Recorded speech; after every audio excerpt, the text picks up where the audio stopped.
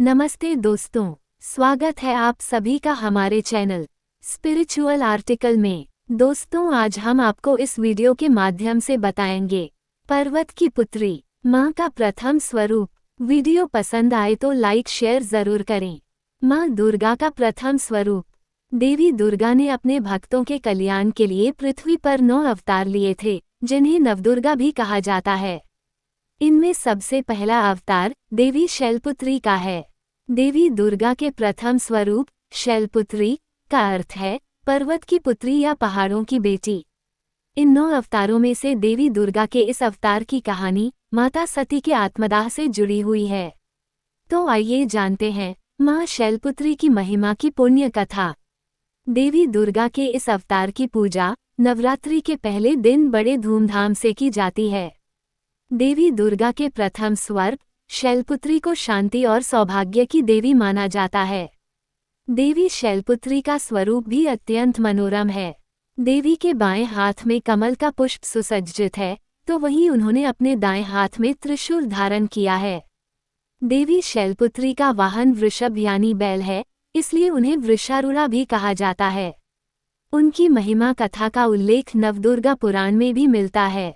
पुराणों में निहित कथा के अनुसार प्रजापति दक्ष अपने दामाद भगवान शिव के प्रति अत्यंत क्रोध और ईर्ष्या का भाव रखते थे।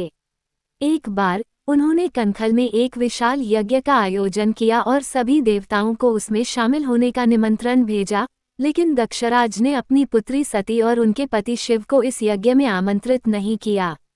इस यज्ञ के बारे में जब देवी सती को पता चला तो वह वहां पहुंची और दक्ष से शिव को निमंत्रण न भेजने का कारण पूछा। इस पर प्रजापति दक्ष ने सती का घोर अपमान किया और महादेव के बारे में कई अनुचित शब्द भी कहे। देवी सती अपने पति का ऐसा अपमान सह नहीं पाईं और उन्होंने उसी यज्ञ की अग्नि में अपनी देह त्याग दी। देवी सती के इस तरह आत्मदाह करने के बाद भगवान शिव उन्माद से हो गए और कैलाश भी श्रीहीन हो गया। सभी देवताओं को महादेव की ऐसी हालत देखकर अत्यंत चिंता होने लगी, लेकिन दैत्यों को महादेव की दशा पर बहुत आनंद आ रहा था और उन्होंने मौके का फायदा उठाते हुए स्वर्गलोक में उपद्रव मचाना शुरू कर दिया था। तब सभी देवताओं ने त्रस्त होकर आदिशक्ति का ध्यान किया और उनसे देवगणों की रक्षा करने की प्रार्थना की। देवी आदिशक्ति ने तब सभी देवताओं को ये कहते हुए आश्वस्त किया कि वह बहुत जल्द राजा हिमवान के घर कन्या रूप में जन्म लेंगी। दूसरी तरफ पर्वतराज हिमालय और उनकी पत्नी मैनावती की कोई भी संतान नहीं थी, इसलिए उन दोनों ने भी आदिशक्ति की आराधना करते हुए उनसे संतान प्राप्ति का वर मांगा। पर्वतराज और उनकी पत्नी की तपस्या से प्रसन्न होकर आदिशक्ति ने उन्हें यह आशीर्वाद दिया कि वह स्वयं उनके घर पुत्री के रूप में जन्म लेंगी। कालांतर में जब देवी ने हिमालय के घर पुत्री रूप में जन्म लिया तो पर्वत की पुत्री होने के कारण उनका नाम पार्वती, शैलपुत्री और गिरिजा पड़ा। बचपन से ही देवी शैलपुत्री महादेव को ही अपना सर्वस्व मानती थी और देवर्षि नारद के कहने पर वह शिव को पाने की तपस्या करने के लिए जंगल में चली गई थी। उस वक्त कोई भी देवी शैलपुत्री को उनकी तपस्या से विचलित नहीं कर पा रहा था। तब स्वयं महादेव ने उनके प्रेम की परीक्षा लेने के लिए सप्तऋषियों को शैलपुत्री के पास भेजा।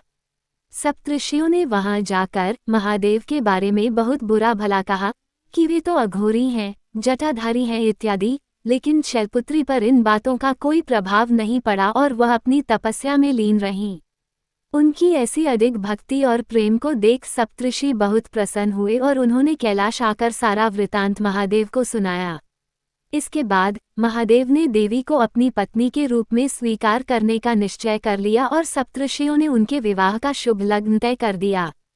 हिंदू धर्म में नवरात्रि के त्योहार का काफी महत्व होता है और इसे मुख्य रूप से साल में 2 बार मनाया जाता है, पहला चैत्र के महीने में और दूसरा आश्विन के महीने में। इस दौरान माता के भक्त उनके मंत्र का जाप करके उनकी आराधना करते हैं। देवी शैलपुत्री की आराधना पूजा के दौरान दुर्गा स्तोत्र, सप्तशती और चालीसा इत्यादि का पाठ भी किया जाता है। देवी शैलपुत्री की आराधना का मंत्र है ओम देवी शैलपुत्र्यै नमः, अर्थात ओमकारमय दिव्य तेज की धारी माता शैलपुत्री को हम सभी भक्त अपने तीनों योग अर्थात मनोयोग, वचन योग और काय योग यानी शरीर से नमस्कार करते हैं। इस मंत्र की आराधना सभी भक्तों को मनोवांछित वर देने वाली है।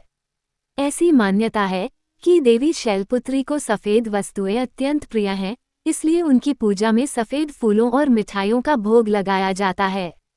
मान्यता तो ये भी है कि काशी में देवी शैलपुत्री का एक प्राचीन मंदिर स्थित है, जहां माता के दर्शन मात्र से भक्तों की सभी मन्नतें पूरी होती हैं। जो भी सच्चे मन से देवी की आराधना करता है, उसे माता की कृपा से यश और कीर्ति की प्राप्ति होती है।